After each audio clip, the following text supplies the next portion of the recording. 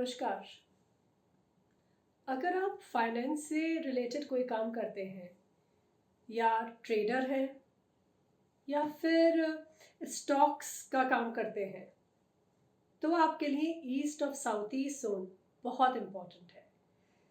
East of south east zone अगर balanced हो, तो ये आपको उन रिलेवेंट थॉट्स से कनेक्ट करती है, उन रिलेवेंट और फ्रूटफुल लोगों से भी कनेक्ट करती है, जो आपके जो एफर्ट्स हैं उनको रिकग्निशन दिलवाते हैं और प्रॉफिट्स में कन्वर्ट करते हैं।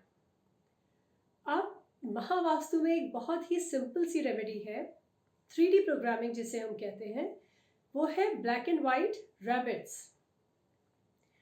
ब्लैक एंड वाइट रैबिट्स ये हम जब ESC जोन को बैलेंस करने के बाद वहाँ पर फ्लोर पर ज़मीन पर रखते हैं।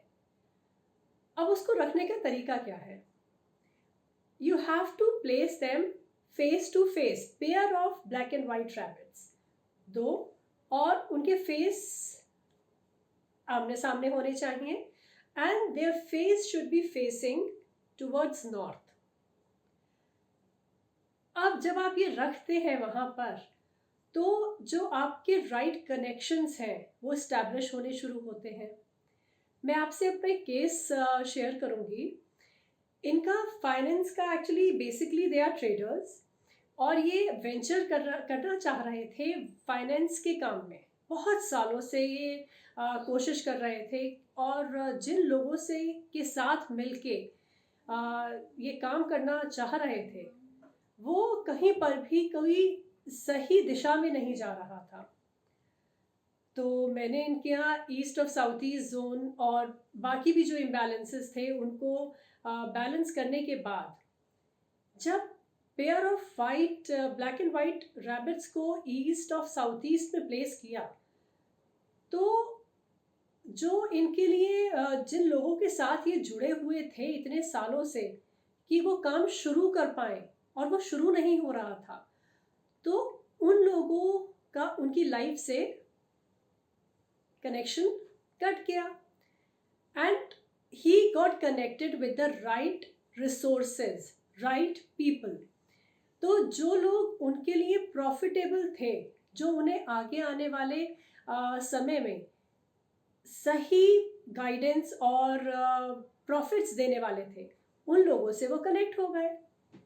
और उसके बाद वो जो उनका फाइनेंस का काम था, जो वो शुरू ही नहीं कर पा रहे थे, वो शुरुआत हो गई।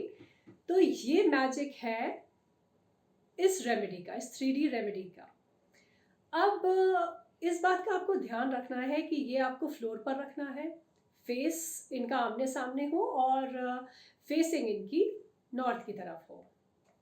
इसके साथ ही ईस्ट ऑफ साउथ ईस्ट में इम्बैलेंसेस क्या होते हैं, एक बार उसके लिए भी हम बात कर लेते हैं।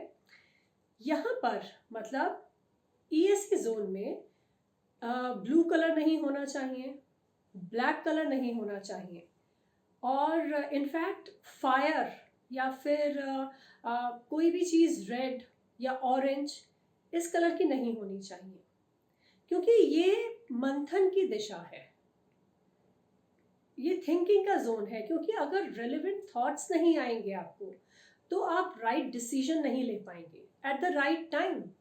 उसके लिए इस दिशा का बैलेंस होना बहुत ही इम्पोर्टेंट है, ताकि आप रेलेवेंट थॉट्स को ही कैप्चर करें और सिर्फ रेलेवेंट लोग जो आपके लिए प्रॉफिटेबल हों हर पॉइंट ऑफ व्यू से, उनसे कनेक्ट हो।